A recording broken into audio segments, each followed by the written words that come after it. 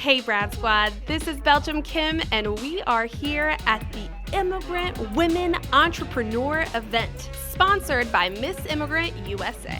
We're on the Upper East Side today, where all of these amazing women are connecting with each other, are telling their stories, and they're going to share some of their stories with us. Check it out, Brad Squad. Hey Brad Squad, we are here with the woman who made tonight happen, Magdalena Kulish. What is your goal when you organize an event like this? The hope is to bring women from different countries who are immigrants, but as well today we had few ladies who are born in America, but as well they feel they have connection with women immigrants and women who are business owners, professionals and entrepreneurs. And the idea is to create a network of like-minded women who can create support group. We all want to grow and we all want to prosper. We are building Miss Immigrant organization to connect the adult women, the experienced women, with the younger generation that is just starting their life. What is your immigration story? I was working in Warsaw for AIG, American company, and my boss was from New York. And her boss was from New York and he didn't speak any English. I need to learn the language in order to build a career, to have a career. But I was really bad in school. The English really was not going into my head, not sticking there. So I said, okay, another choice is to go to an English-speaking country and just be surrounded day and night, and hopefully then it will stuck. So that's what I did. My first year I lived with American family, which was an amazing experience. Unfortunately, the first year was not enough to learn English. So I stayed for another year. I went to the language school. Language school was not enough. I was still not satisfied, so I went to college. After college, then I stayed, I got a job. Then I moved to the city to a different company. I started working for myself and I started doing social media marketing. Later on, I built a group for Polish business and professional women, and I'm still kind of not satisfied with my English, so I'm still here. My purpose to come today was just to see people. Maybe some people share their stories, how they start their business, and it was very interesting for me to hear their stories and to see what I can do about it, to see people who transformed their passion into the profession. It's very interesting for me. I was curious to connect with other immigrant women entrepreneurs. This group of women, particularly immigrant women entrepreneurs, comes together. How does that help build all of you up? I think it's a fantastic opportunity. There are not many places.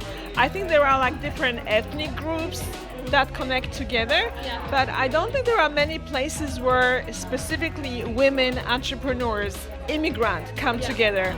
So I think it's a great opportunity to reinforce each other, to find out about each other's experiences, find out what we need, and support each other, because our experience is a little bit different compared to American entrepreneurs. What obstacles do you feel like you've had more of because you're an immigrant entrepreneur? I think the main obstacle is lack of network. Many people here say like, oh, I connected with my high school friend and he introduced me to such and such, some other background, family, my mother knows this person. I have no network.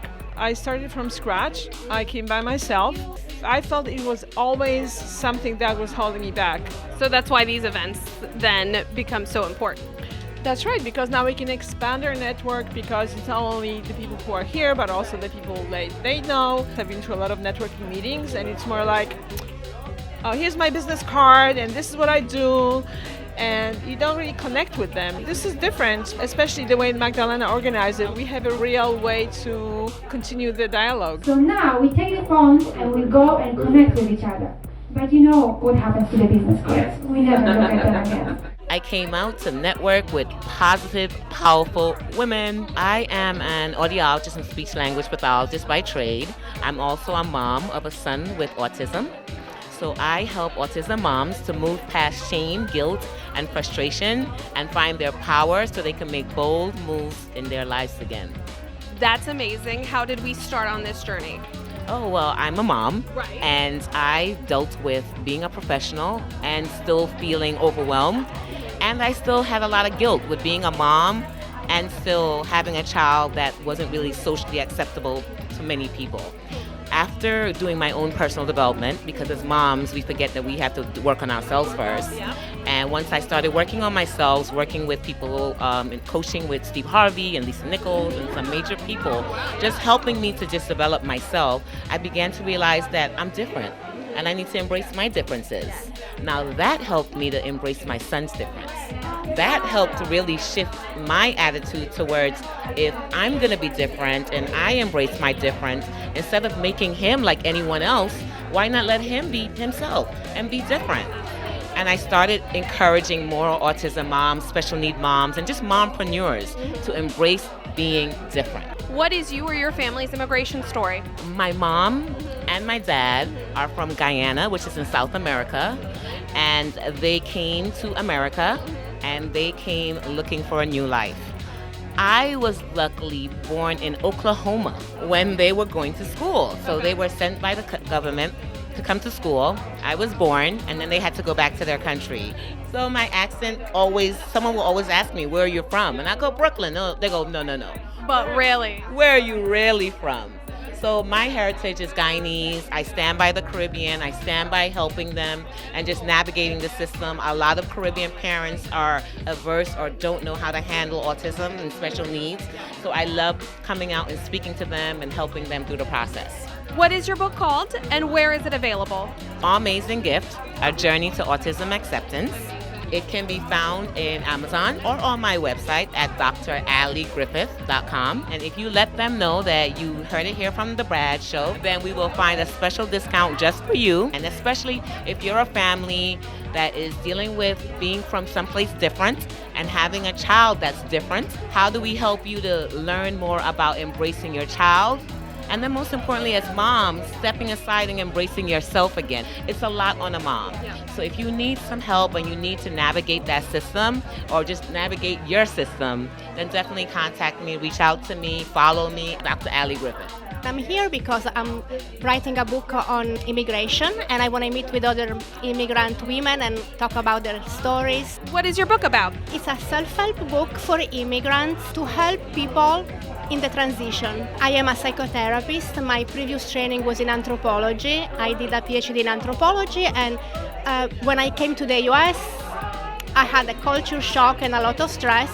So I did my own psychotherapy, and I liked that so much. Then I trained to become a psychoanalyst, and then I started doing psychoanalytic work. What are some of the things that you see immigrants really struggling with in that transition? The transition is different. Sometimes people have vulnerabilities prior to coming here, and then it also depends if they're coming from a poor, difficult background, if they are escaping from somewhere, or if they're like coming here to go to grad school, let's say.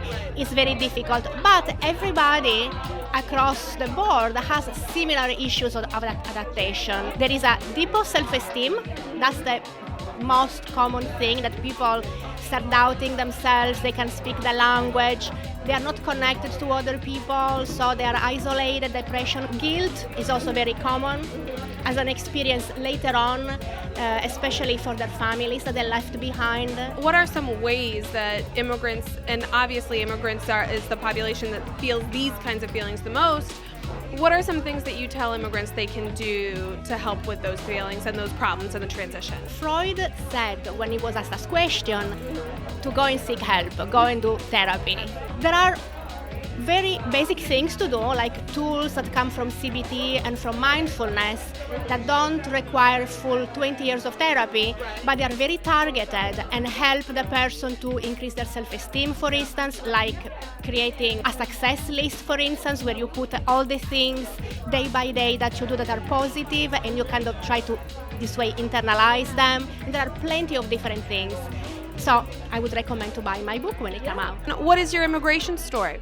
I wanted to study anthropology at Columbia, so I came to study anthropology. Before even coming here, I got terrified to come here. So I had my first panic attack. Wow. Yeah, because I was so terrified and I felt so unprepared. That was my beginning of seeking therapy, for instance, before I became a therapist. And then I learned these things are very common, anxiety, I see them every day. So where did you originally come from? I came from Sardinia, an island in Italy. I go every 2-3 months. Many foreigners, many immigrants have 2 families and they have to do their best to take care of everybody. I am loving this event because it is for women, it is by women, it is supporting each other and really telling your story. The idea of everyone has a dream at some point, right? Whether it's American or a non-American dream. In order for all of us to stand up on our own 2 feet, it does take more than just one person. For those of us who are beginning a business or becoming more entrepreneurial in terms of our thinking, I think it's always nice to surround yourself with other people who are either ahead of you, behind you, at the same step as you are, doing similar things, doing different things, because in all of that, you see the beauty in going forward. I came to the United States at the age of almost 11 when I was from Belarus. When we first got here, I was really shy and didn't know what to do and didn't speak really, spoke 2 words of English. But I took some time and it took some courage, and you learn how to speak the language and you navigate the kind of the American system and you learn whatever it is that you need to do. And I knew that education was my calling. I went into it thinking either medical school or clinical psychology. And now I have my degree and I have my license, and I just love what it allows me to do and help people do. So far, it's been the most efficient networking event I ever attended. This event is really geared, although it's for all entrepreneurial women, it's really geared for immigrant entrepreneurs. How is that experience different? For immigrant women, being an entrepreneur is more difficult because we have to learn a lot about the country, about how things are done. Because of that, having support of women who were successful in business and they already sort of went through this rope before and they could teach us and give us suggestions, or we can give it to one another, it makes it easier. I was here talking about the business that I do, which is real estate appraisals and sales in both states, New York and New Jersey. But also, of course, learning about how I can help other women and how I can refer business to them, because I feel the whole power is in relationship building and referral based. What is your immigration story? I was born in former Leningrad, now St. Petersburg. My father, he was a military man and he was in space engineering. He was sent to a secret project in Siberia in the middle of nowhere, where they provided satellite support for cosmic engineering.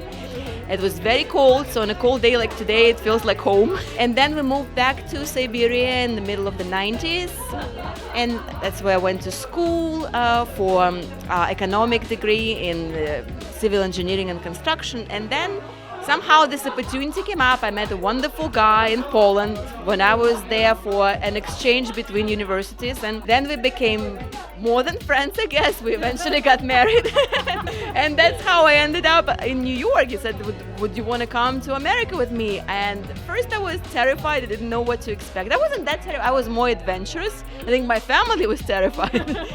But then I told them, well, look, what's the worst thing that can happen? I can always go back, right? And they said, yeah, why not? Go for it, girl. And ever since then, I stayed here in New York. I love New York for its vibrant colors and so many different connections, so many immigrants from so many different backgrounds, and I wouldn't want to live anywhere else. Magdalena, thank you so much. Is there anything you'd like to add about tonight? Did you connect with everyone on Facebook? Mostly. I'm sorry. A solid. You have to come back. That I promise. That I absolutely promise. Thank you so much, Magdalena, and thank you for throwing this event. This was amazing. You're welcome. All right, Brad Squad, that was absolutely incredible.